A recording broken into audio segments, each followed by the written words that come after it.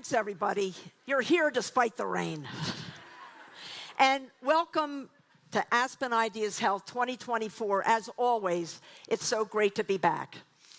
I want to first acknowledge on behalf of the Aspen Institute that we are meeting here on sacred lands, lands that have historically belonged to the Ute Indian tribe, a native people whose culture remains vibrant today. We honor their legacy and that of all indigenous peoples and recognize their determination to sustain their traditions while creating opportunities for future generations to thrive. Let me now introduce myself. I am Ruth Katz, Director of Aspen Ideas Health.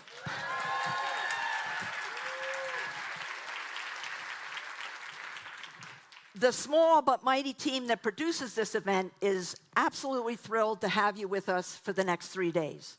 Hopefully, the video you just saw gives you just a little flavor of what lies ahead. But if you haven't realized it already, let me begin by saying this. We are not your typical health conference. But many of you already know that because you have been with us before. Indeed, lots of you are returnees, and some people come back year after year after year. I think that speaks to the very rich experience you can expect to have at Aspen Ideas Health. Of course, a great deal of learning and deep conversation takes place here, and ideas are advanced that will propel you, hopefully, into action. Mix in scrumptious food and plenty of recreational and out-of-the-box activities, and you will see that it all adds up to so much more than the sum of its parts. But perhaps more than anything else, the appeal of this event is that it builds and strengthens community. You are certain to meet new people and to reconnect with colleagues and friends. Whatever your particular area of interest and expertise, know that we come together on common ground. Each of us is fascinated with health and well-being in its many dimensions. And to a person, we are all committed to the goal of better health for all. That's part of what makes our time here so distinctive.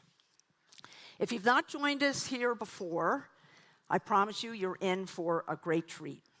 From early morning until well into the evening, a palette of opportunities lies before you.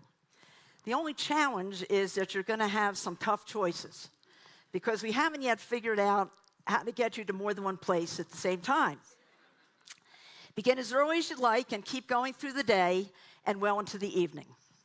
So start your morning at 7:15 with bird watching, forest bathing, yoga, or a hike. Breakfast on campus will fuel you for the 60-plus sessions that run throughout the 3 days. Breathe in the mountain air and pack in as much as you can. Learn about the genomic revolution, autoimmune disorders, youth mental health, obesity drugs, and the possibility of developing a global immune system.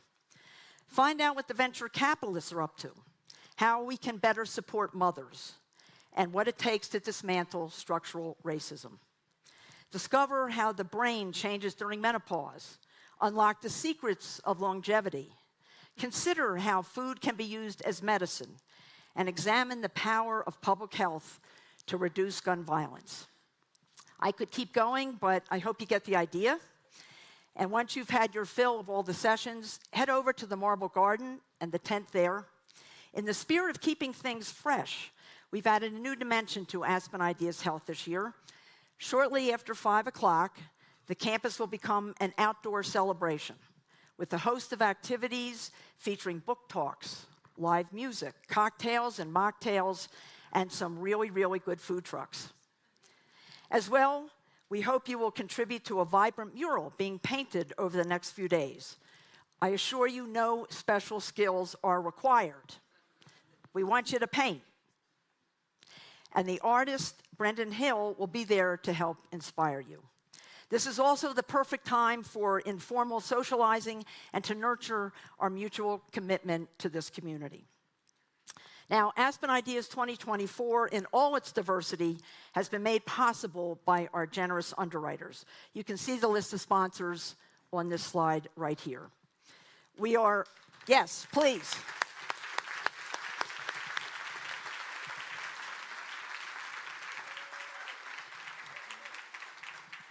We are so grateful for their support. They help to bring us together at a moment when creating opportunities for respectful conversations, I hope you all would agree, has never been so imperative. Our deepest thanks to each and every one of them. And now, I want you to get your creative juices flowing, to introduce you to one another, and to prepare you for the adventures ahead. It is now my great privilege to bring to the Aspen stage Wendy MacNaughton, illustrator, artist extraordinaire, to do something pretty extraordinary. So please welcome Wendy, get ready for some real fun, and we really look forward to seeing you all over the next few days. Thank you very much. Thanks, Ruth. Go for it. Hi, everybody. Hey. Okay. Well, so great to be here. I'm Wendy. I am an artist, and I'm also trained as a social worker. Yeah, social workers. Right on. So for about 15 years, I've been using the tools of both of those trades, which is essentially deep looking and deep listening, to create and share stories of people who often get overlooked. From a bootmaker in southern Utah, to security guards protecting national treasures, to the national treasures that are hospice caregivers, I've traveled the country meeting people from all walks of life. And I often get asked, how do I connect so quickly and so deeply with strangers? Often we're very different. And I tell people, I'll tell you, two things, all you need, a pen and 1 minute. That's it. So drawing with a pen on paper, meaning using our bodies to do it, it's a very simple and incredible, powerful practice. Every single one of us in this room, every one of you, drew when you were little, right? Everybody did. It's true, right? Before we could articulate really how we were feeling, we would scribble it out on butcher block with crayons. And we did these masterpieces until one day a grown-up came and looked over our shoulder and they're like, that doesn't look quite right. And then a lot of us probably stopped drawing. However, our bodies still know that making marks on a page feels good. Drawing tricks our overstimulated, screen-saturated brains into slowing down and paying attention. It helps rewire our brain into letting go of perfectionism. It improves our overall well-being. It helps us drop things like cognitive biases, and we start to get curious about the world and other people again. Drawing teaches us how to see and how to see each other. Wait, so yeah, I could stand up here and blah, blah, blah this whole time, or I could actually invite you to experience it yourself. So I think you have a program and a pen. If you could get those out right now. Yes, you're going to draw. If you do not have a program or a pen, please raise your hand. Fine folks will come deliver them right now. And while those are being delivered, I'm going to ask everybody to turn to somebody next to you, ideally someone you don't know, and introduce each other, okay? I'm gonna give you just a minute to connect. While everybody's keep your hands up high if you need a piece of paper or pen.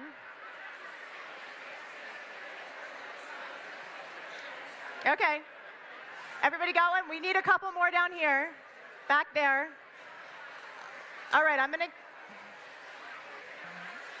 Okay, while programs are pens and being delivered, I'm gonna ask you all to pay attention to me again.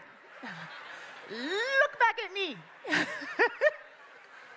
Okay, that friend you just made, guess what? You guys are gonna draw each other, okay? Yes, you are. Yes, yes. And, hold on, listen up, I promise. I guarantee you, everybody, don't worry. These drawings are going to be terrible, okay? Don't worry, you don't have to be an artist. You're gonna have 2 rules. It's super important everybody pays attention to rules, okay? Rule number 1, you are never going to lift your pen up off the paper one continuous line. Rule number 2, oh yes, my friends, you are never going to look down at the paper upon which you are drawing. Yes. Okay. So, look back at me. You're going to look at each other in a second, but look back at me for a second. So here's what I'm going to ask you to do. We're going to do this for 1 minute. I'm going to time you. You can do anything for 1 minute. Okay, remember, do not look down at your paper because your partner will see you and catch you. You're going to look at each other the whole time. Wow, are you ready? If you can hear me and we're ready, say yes. I love it. All right, on the count of 3, let's take a deep breath. 1, 2, 3, deep breath. In, deep breath out. Start somewhere on their face. Choose maybe the inside of their eye, and begin. Now go slow. You're gonna wanna go fast, but you gotta go slow. Imagine that your eyes and your pen are connected, and you're actually drawing with your eyes. Do not look down. The idea is that you are paying close attention to your partner's face, not your drawing. Go slow. Try and find one detail that you did not notice when you first looked at your new friend. Oh boy, just another few seconds. So you're going to want to finish up your drawing. And on the count of 3, look down. 3, 2, 1. Look down at your masterpieces. Yes!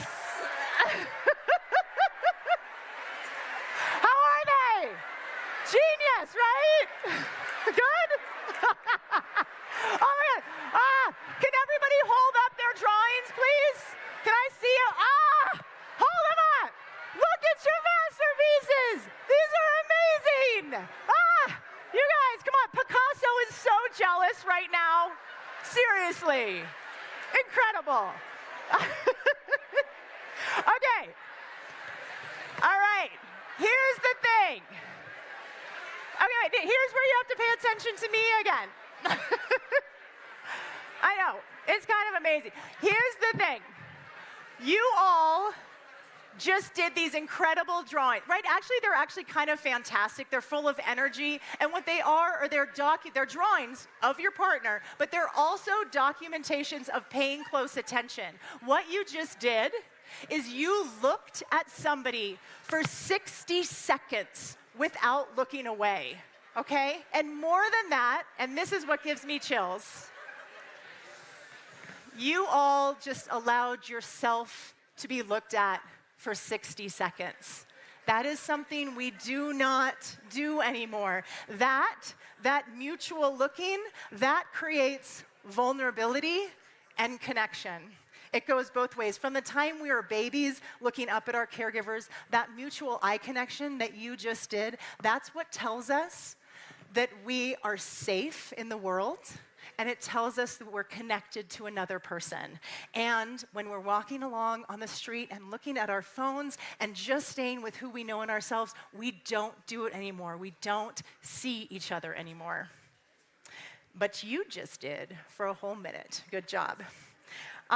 What you also just did is participate in a giant art project called Draw Together Strangers. I was noticing how people are not connecting like this anymore, and I went to IKEA one day and bought 2 chairs and a table and set it up in downtown San Francisco, where people are definitely not looking at each other, and invited 2 strangers to sit down and draw each other, and now you see what happened. We're starved for this kind of connection, and drawing with our bodies, this creates it. So you've become part of a national tour that will culminate in DC in November, where people will be looking and connecting with each other because it is what we need. So once you've drawn like this, you will not forget that person that you just drew. You now have a friend. You feel connected to them. You'll never forget that drawing. You can gift it to each other if you want it. I'll leave that up to you all. But like I said, if we can do this, if we can move from moving around, going like this, to whether we use a pen or just remember what it feels like to look at another person, we can actually be connected again. And all you need, as you see, is a pen and 1 minute. So thank you for participating in this creative experiment. Okay, thank you. Okay, and now, thank you. It is my great privilege to turn the program over to Dan Porterfield, president of the Aspen Institute. Thanks, Dan. Thank you and welcome, everybody. I'd like to begin with a couple acknowledgments and recognitions of our gratitude. And first, to the extraordinary Aspen Ideas Health team, all of whom are here, led by Ruth Katz, Natalie Johnson, Elliot Gerson, the best team since the 1927 Yankees. Thank you again so much, Ruth. And in fact, I get a little extra thanks to Wendy. What a scintillating opening, but Ruth Katz was my partner, so I feel a little vulnerable, but here she is. So definitely, it looks like one of the characters in Picasso's art with one eye and a crooked head, but I did my best. Thank you, Wendy. All right. Another round of gratitude expression is to our trustees, led by Margot Pritzker, who is our chair. We have an incredible board. 3 of them are presenting during the course of our proceedings. One is Ken Davis, the Executive Vice Chair of Mount Sinai. Ken, thank you so much.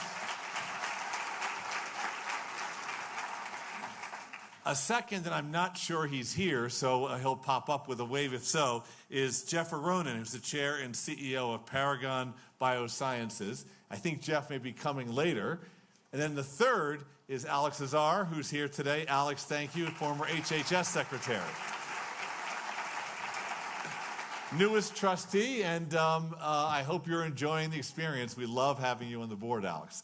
So for those of you who are new to the Aspen Institute, we are a global nonprofit with reach all around the world, whose purpose is to ignite human potential, to build understanding, and promote new possibilities for a better world.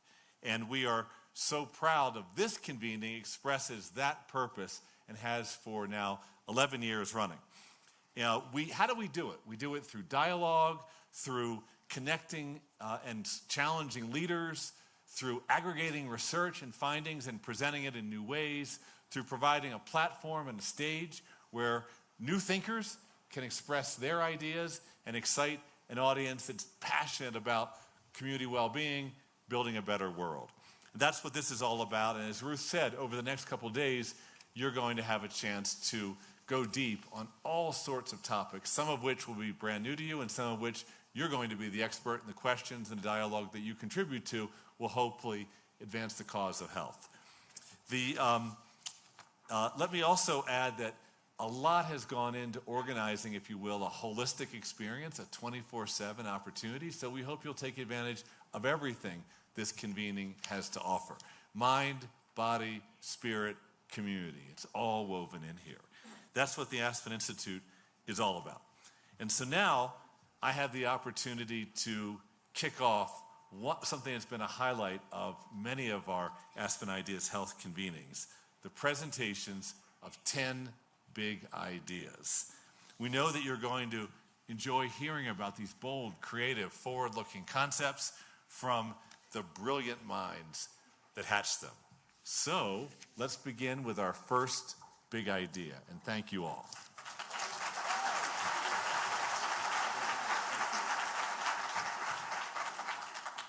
Hello, I'm Dr. Lisa Damour. I'm a psychologist who takes care of teenagers and their families.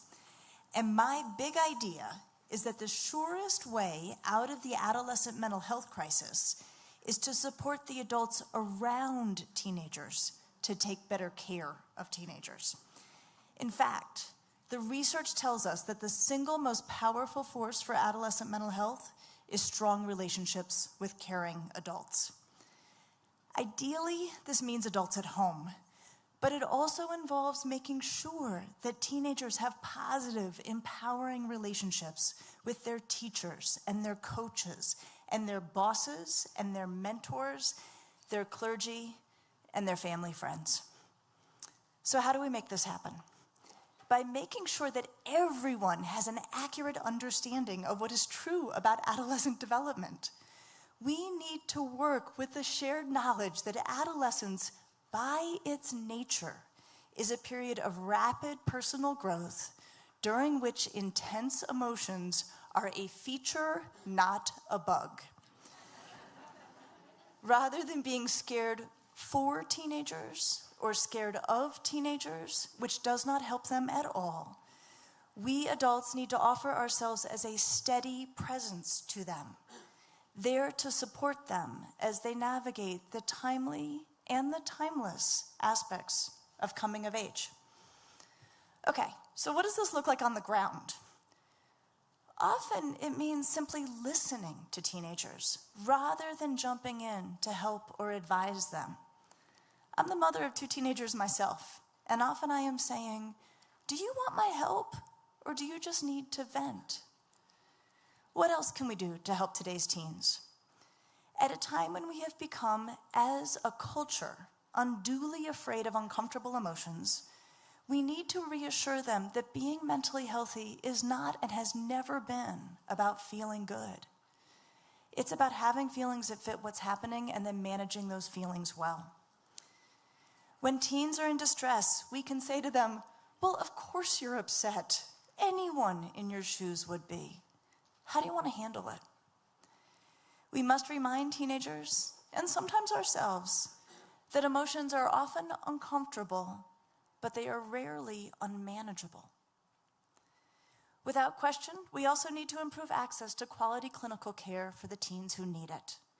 And at the same time, we need to appreciate that we are all responsible for teenagers and that we all have the power to help them thrive. Thank you.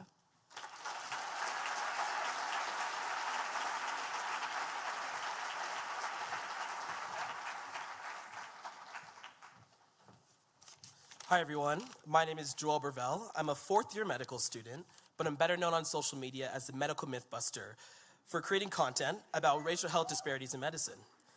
My big idea is that when used correctly, social media represents one of the best ways to combat medical misinformation, address healthcare disparities, and promote public health.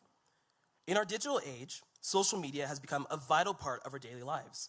It's where we connect, learn, and share information. How many people are on social media? There we go, yeah. During the COVID pandemic, millions of us often only united by the glowing phones in our hands. And while it's entirely true that health misinformation can spread like wildfire on social media, I've discovered through my platform of over 1 million people across social media that accurate information can also be spread and lead to discussion about topics like cardiovascular health, diabetes, high blood pressure, and so much more. In 2020, I started using social media to specifically address health disparities and bust racial medical myths that I was witnessing in my own medical education. But I quickly realized that many of the medical myths people still believed sounded crazy. Things like that Black people don't get cancer, that Black people feel less pain, that Black people have thicker skin or less nerve endings. And as much as I wish that these disturbing beliefs were long forgotten 19th century relics, they're not. Studies as recent as 2016 showed that half of medical trainees surveyed held at least one false belief about biological differences based on race.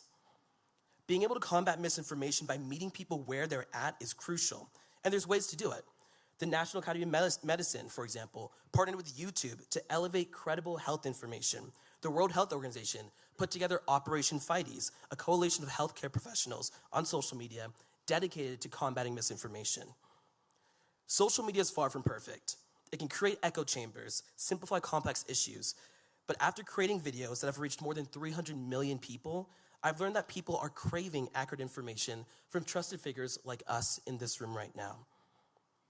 In this new digital age, if we really want to educate patients, it's crucial to utilize social media as a means to spread accurate public health information. By harnessing its power, we can truly transform healthcare knowledge across the globe for the better. Special thank you to the Aspen Global Innovators Group, which is a program here focused on health equity and global narrative change. Thank you so much, everyone.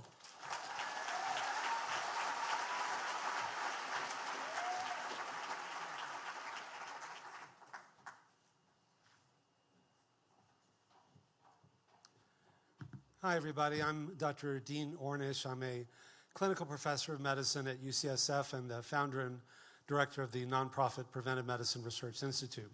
Before I start, if you could not time this part, I just want to acknowledge my wife and collaborator for the last 20 years, Ann Ornish, 28 years, I should say, without which none of this would have been possible. She doesn't get the recognition she deserves, but she has co-created everything we've done, so I just wanted to say that. All right, stand up.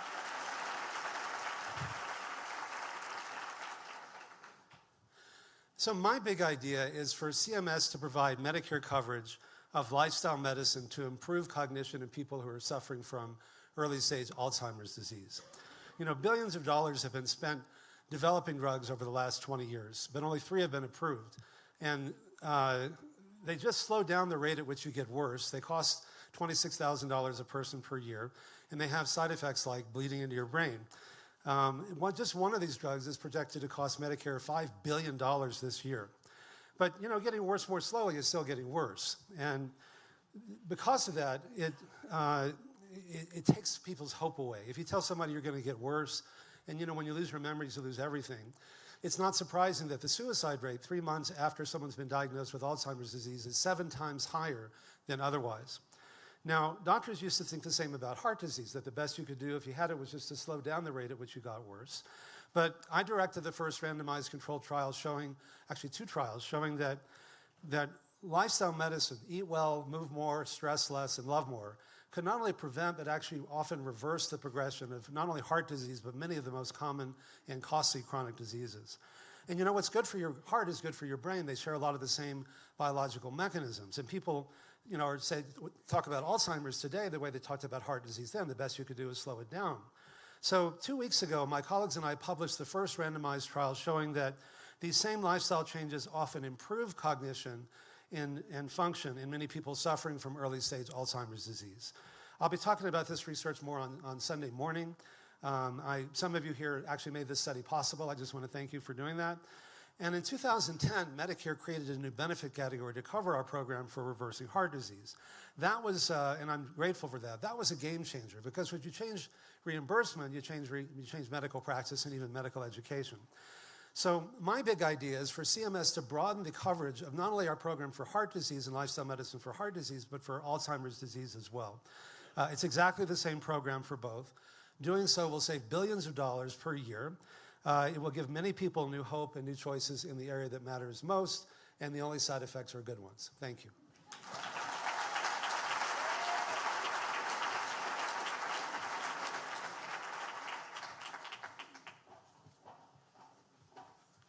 Hi, I'm Kathy Corradi, New York City's citywide director of road mitigation, also known as New York City's rat czar. And my big idea is, approach your city like a rat to improve quality of life. Let's start with a typical city block. Picture a school, a park, a public housing facility. City-owned, city-managed spaces. Further down, you have the single-family homes and a large multifamily building, privately owned, privately managed spaces. Underground, a labyrinth of infrastructure. Power lines, tunnels, sewers, tree roots, underground streams, and more. The city dweller sees public spaces and private spaces and has little concerns for the systems that make it all work. Per the municipality, hundreds of administrative codes detail how the block must function. For the rat, paradise realized.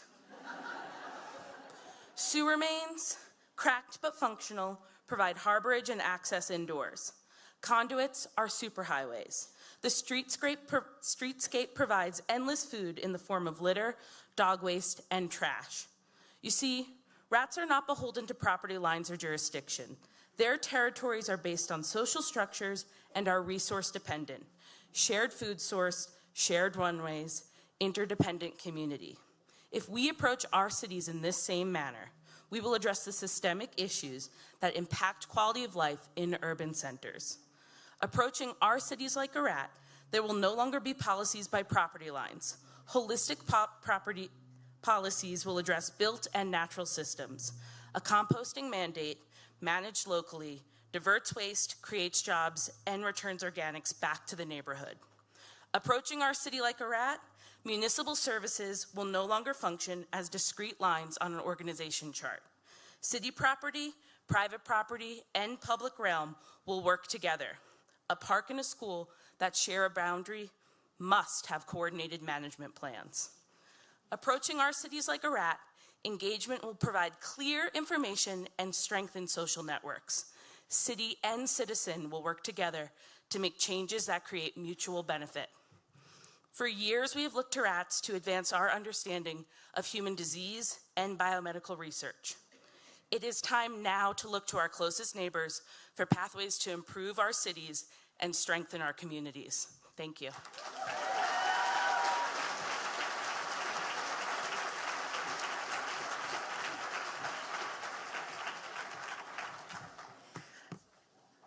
Good evening. I'm Dr. Rachel Hardeman. My titles include founding director, researcher, and Blue Cross Blue Shield endowed professor of health and racial equity, but most importantly, mom. My life's mission is to manifest racial justice so that Black women and girls like my daughter, Layla, who's here tonight, say hi, Layla. So Layla can live her full greatness and glory. To manifest racial justice, we must answer the critical question that Dr. Kamara Jones posed over 20 years ago. How is racism operating here? For far too long, we have struggled to answer this question because we lack the appropriate data.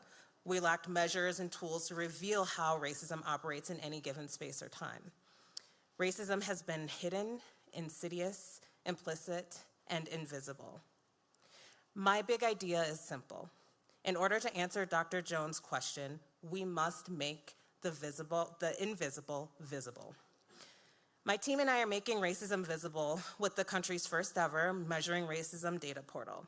This national, publicly available data repository will empower anyone seeking answers to the question, how is racism operating here, with rigorous, well-vetted, and user-friendly data. Our dashboard is designed not just for researchers and data enthusiasts like myself, but for community members, for organizers, nonprofit leaders, grant writers, policymakers, and anyone else who's interested in understanding how racism operates in their state, in their community, in their neighborhood, their census tract, and beyond. So imagine you're a staff member for a community organization in Minnesota. You know historical redlining, a policy that legally blocked Black people from home ownership opportunities, was prevalent in Minneapolis and St. Paul in the 1950s. Now you want to understand how this racist policy has impacted racial inequities and, for example, preterm birth rates. With the Measuring Racism data portal, you can search terms like redlining, residential segregation, or home mortgage, select the relevant years, the geography and location, and download data to merge with your health outcome of interest. You might also create a map that offers a visual of where the impact of redlining on preterm birth disparities is most severe. I believe data offers visibility. To eliminate racism and manifest racial justice, as I dream of doing for Layla, we must measure racism. What isn't measured cannot be managed, nor is it valued. So let's do the hard work and measure racism so we can dismantle it and achieve racial justice. My daughter and all of our daughters and children will thank us for it. Thank you.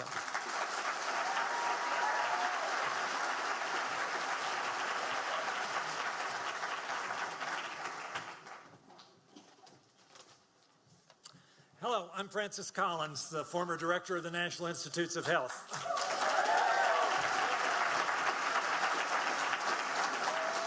And my big idea is how to eliminate a disease that kills 15,000 Americans every year, and for which we now have a simple, safe, and effective cure. What disease is that, you ask? It's hepatitis C. The CDC estimates 4 million Americans are infected with this virus that slowly attacks the liver, leading to cirrhosis, liver failure, and liver cancer. It killed my brother-in-law, Rick. Infection is spread through contaminated blood. In many opioid treatment centers, more than half the patients are positive for hepatitis C. But one of the most amazing achievements of medical research in the last 20 years has been the development of a simple oral cure for hep C. 1 pill a day for 12 weeks, 95% cure rate, essentially no side effects. But most of those who would benefit from the cure aren't getting it because of high cost and the fact that many of those who are infected are in marginalized communities with inadequate health care. We can fix this. I've had the privilege of leading a development of a White House initiative that includes a simple point of care test to allow treatment to start in one visit, a subscription model for drug access that can greatly reduce the cost per cure while still recognizing the effort put in by companies to develop these treatments, and also resources to assist in outreach to Medicaid enrollees, the uninsured, individuals in opioid treatment programs, and people in prison and jail where hepatitis C is also highly prevalent. Just a few days ago, the Congressional Budget Office issued a preliminary assessment that implementing this plan for Medicaid patients would save the federal government $7 billion in 10 years. By all those liver transplants that won't be necessary. All that's needed now is bipartisan congressional approval.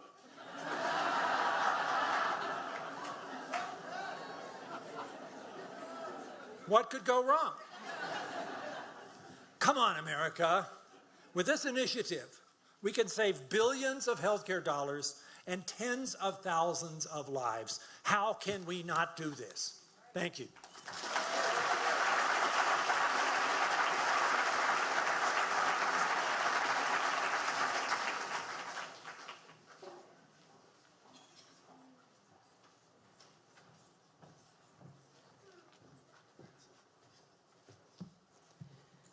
Hi, everyone. I'm Dr. Shinjini Kundu. I'm a fellow physician in radiology at Johns Hopkins Hospital. And my big idea is that artificial intelligence can improve human health by enabling new possibilities for diagnosis, for treatment, and patient care.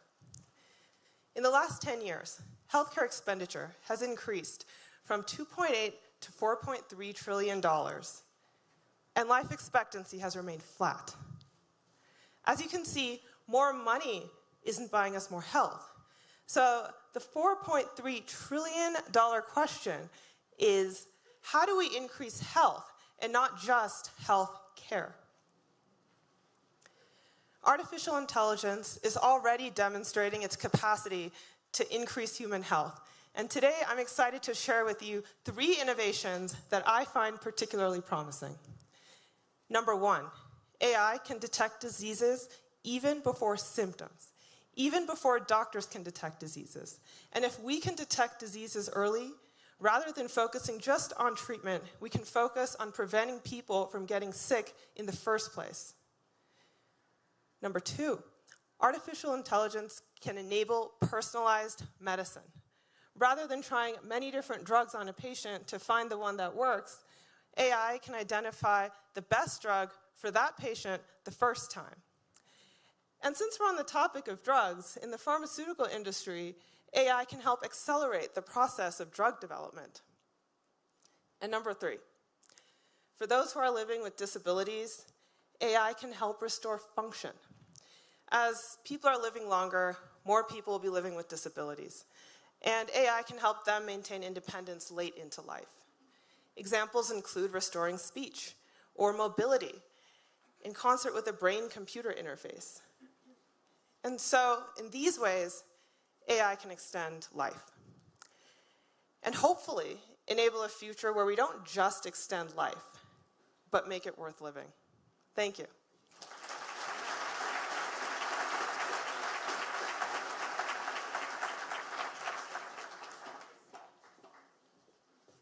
Hey everyone, my name is Andrea Choe, and I'm the CEO and co-founder of Holoclara.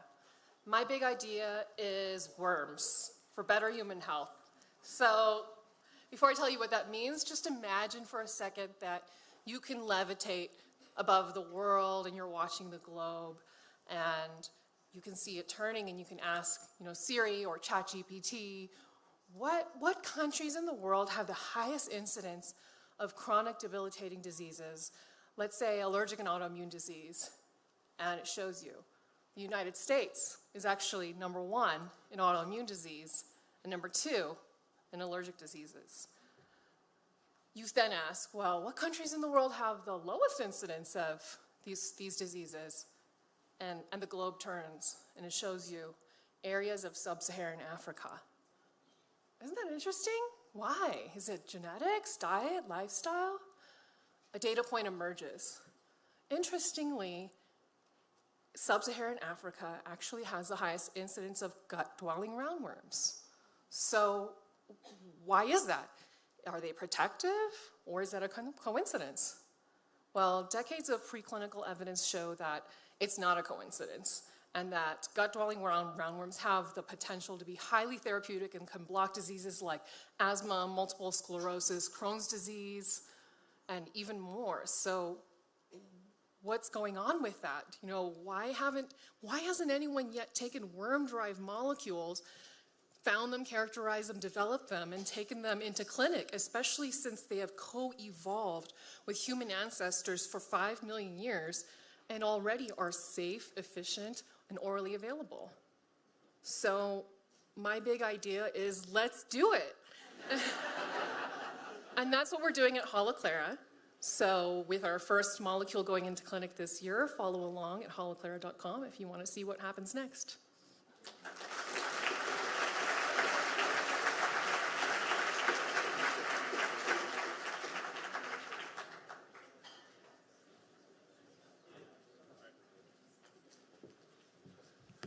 All right, good evening, everybody. I'm Greg Jackson, Special Assistant to the President and Deputy Director of the first ever White House Office of Gun Violence Prevention. Yes, you should clap for that. Let's go. Let's go. And my big idea is that gun violence is a health crisis, not a crime crisis. Yeah, clap, let's go. Y'all using my time, though. But really quickly, I come to this work as a survivor of gun violence, and I'll never forget when I was shot. When I arrived at the hospital, I was met with investigators, not surgeons, not doctors, and I had to fight for my innocence while I was fighting for my life. And in America, that's what we're seeing too much, that we're so focused on solving the crime and getting the bad guy, but not saving lives and preventing violence in the first place. And right now, it's a serious toll. We're losing over 140,000 people every year. They're either been shot or impacted by the crisis of gun violence. It's costing our economy $557 billion every year. 1 in 5 Americans know someone who's been lost to gun violence, and it's also the leading cause of newly disabled Americans in our country. But with that said, we saw during COVID historic spikes, which reinforced that the risk factors of gun violence, when they're intensified, you see a direct correlation with the number of lives lost. But thankful to all of the activists, survivors, brave leaders and families from places like Highland Park and Buffalo and Uvalde, and the leadership of the Biden-Harris administration, we made 2 major changes since 2020. We passed the American Rescue Plan and the bipartisan, we did one, Safer Communities Act. And between those 2 bills, we invested $30 billion into public safety. But what was different is that a lot of those dollars went directly to health-based strategies, whether it was strengthening 988, the suicide lifeline, making the largest investment in youth mental health in history, pouring resources into community violence intervention programs and hospital victims advocates. Those resources, for the first time, are focused on health-based strategies, and we're starting to see a real impact. 2023 was the first year that violence got below pre-pandemic levels, and we saw the steepest decline in gun violence in American history. In fact, cities, you should clap about that. And this year, the recent FBI report for this first quarter of 2024 has shown a 26% decline in homicides, nearly double the history that we made last year. And with cities over 1 million people, we're seeing an average of 41% declines in gun-related homicides. Places like Philly are down 42%. Miami has reached historic lows since 1957. Detroit, lowest since 1966. And the real big difference is we started to really invest in health-based and people-based strategies. And so everybody here, you're health leaders, right? Okay, or future health leaders. So in closing, I want you to do one thing with me. Everybody put your hands up as high as you can. Okay. So hopefully you already are working on this issue, but put your hands up a little bit higher, and that's proof that we can all do more. Thank you.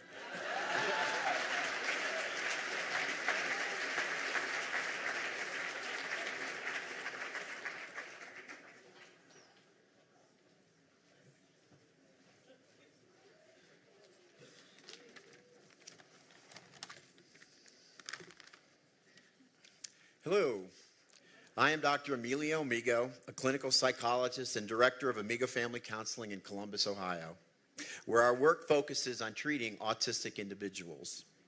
Actually, I had a big idea 10 years ago. That's when I began to prepare my autistic adult clients for their own spring formal dance at a local nightclub. My idea was simple. These adults don't always thrive in interactive settings, and school dances have always been intimidating. Getting them to practice together and then go dancing seemed like a really enjoyable way for them to work on their social skills. Little did I know the idea would catch fire. My work came to the attention of a documentary film crew who wanted to make a movie about what it's like to be an autistic adult. The filmmakers' genuine interest in neurodiversity won the trust of my clients. So, as we were preparing for the dance, they were shooting hundreds of hours of footage. Fast forward, their film, How to Dance in Ohio, was released, screened at the Sundance Film Festival, and went on to win the 2015 Peabody Award for Documentary Film and other honors. Yeah, beautiful, beautiful documentary. Believe it or not, that movie was also screened right here, shortly after its premiere at Sundance, as part of Aspen Ideas Health 2015. Thank you, Ruth. Maybe some of you were even here in the audience 10 years ago and heard me speak about autism in the follow-up sessions. A few years later, we took another step forward when Hal Prince, a renowned Broadway director and producer, said he wanted to make a musical based on the film. After a COVID-related delay, his dream and ours came true.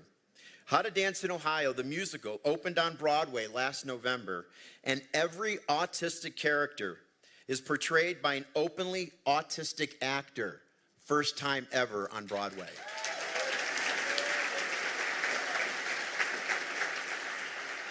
So being back here with you is a true homecoming for me, and a big idea come true as well. With that, it is my great pleasure to introduce you to the cast. Please welcome my friends, mi familia, Desmond Luis Edwards.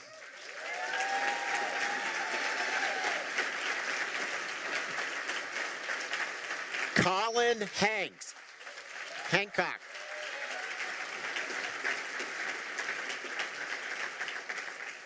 Marina Jansen.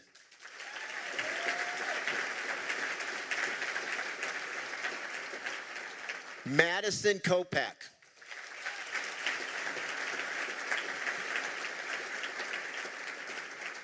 Conor Tague. And Ayanna Thomas.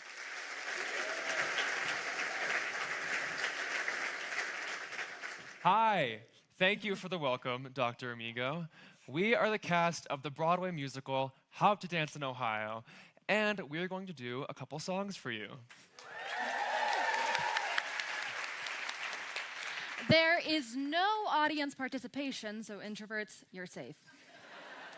Our show follows a group of autistic young adults in Columbus, Ohio, as they prepare for a spring formal dance, a rite of passage that breaks out their daily routines.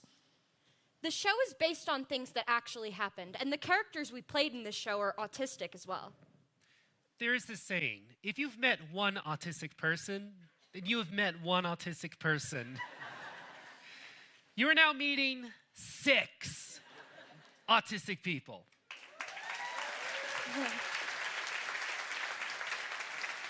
Isn't it nice to know what's going on? We are going to start the songs now. The first one is called So Much in Common, and then Building Momentum. In our first song, So Much in Common, you'll hear from each character as they get ready for the spring formal dance in their own way.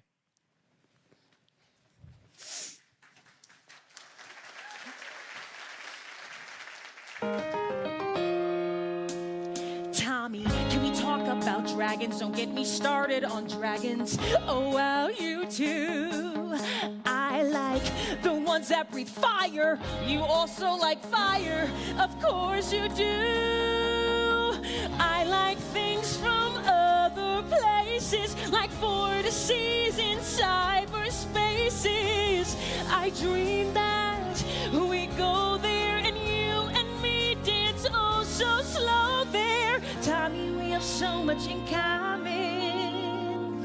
Tommy, don't you agree? Tommy, we have so much in common.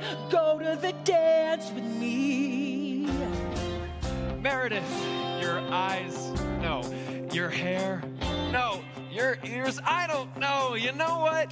This is wrong. This is weird. Going poorly as I feared. Don't get up. I'll go. You don't know what you do to me.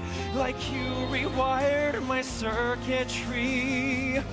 The moment you enter, I fall completely off my center. Tommy, we have so much in common. Oh, Meredith. Tommy, don't I've you been agree? waiting so long. Tommy, we have so much in common. Oh, Go to the dance with me. I hear a slow song. I feel nervous. I'm quite shy. What will I wear to the dance? I want to curl up and die. I like to socialize but don't know how. How will I survive tomorrow if I'm this nervous now? Caroline and Jay, Jay and Caroline, Jay plus me for always. I'm certain that one day we'll be hanging up family pictures down our hallways. My love for you is absolute, except one thing I don't find cute. I have reservations about your jealous accusations. Tommy, we have so much in common. Oh, Meredith. Tommy, don't I've been waiting so long. Tommy, we have so much in common. Oh, Meredith. I hear a slow song. Maybe we all have this in common. Whatever kind of person you like. Certain that as soon as you tell them, disaster will strike. Feel ready, I'll be there. I want to show off my move. I want to stay in this chair and read about ancient geography. Plenty could go wrong tomorrow by simply being me. Tomorrow night. Caroline and Jay, Caroline, Jay, why we love you.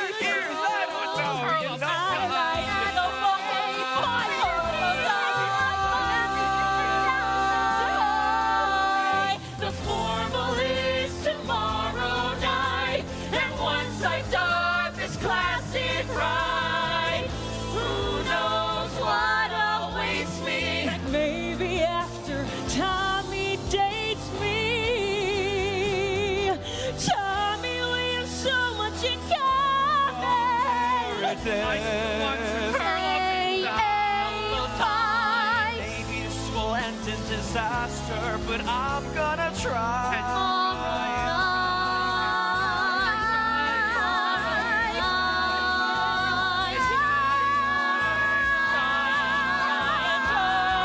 And try.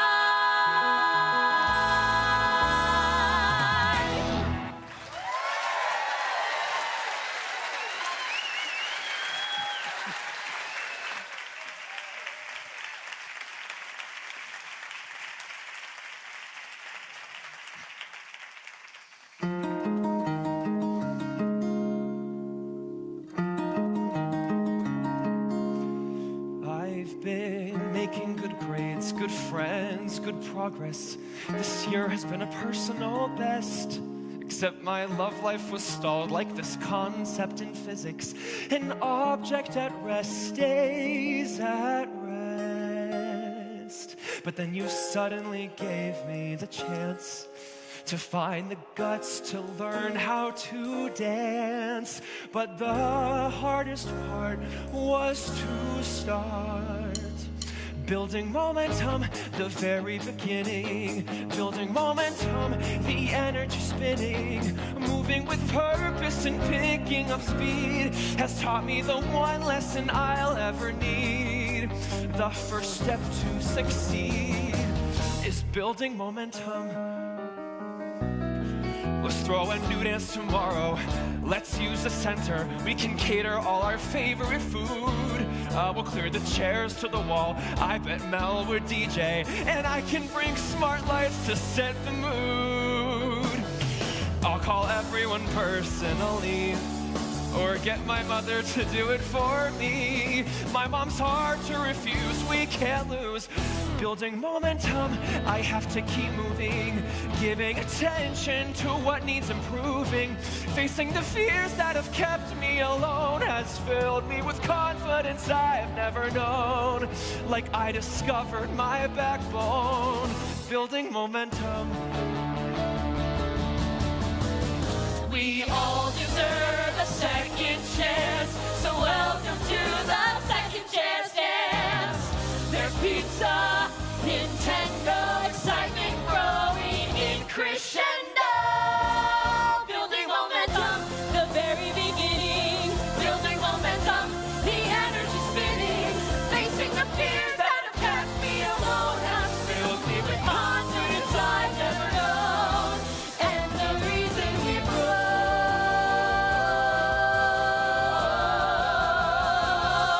Building momentum. Building momentum. Building momentum.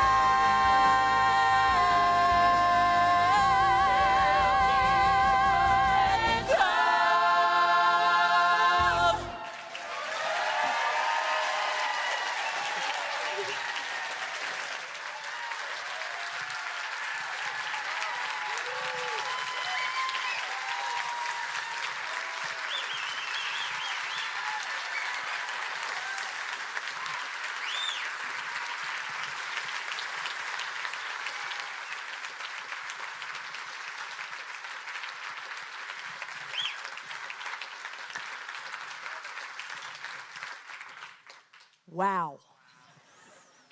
Thank you to this incredible cast, to all our brilliant Big Ideas presenters, and to all of you for joining us. What a way to begin our 11th annual event. Building momentum. Building momentum. That sounds right not only for a Broadway show, but also for Aspen Ideas Health. Tonight, I think we have built just the momentum we need to move forward. Next up is the welcome reception at the Dorr-Hosier Center. I hope all of you will join us. Thank you, and again, welcome to Aspen Ideas Health 2024, and please, one more round for this incredible cast.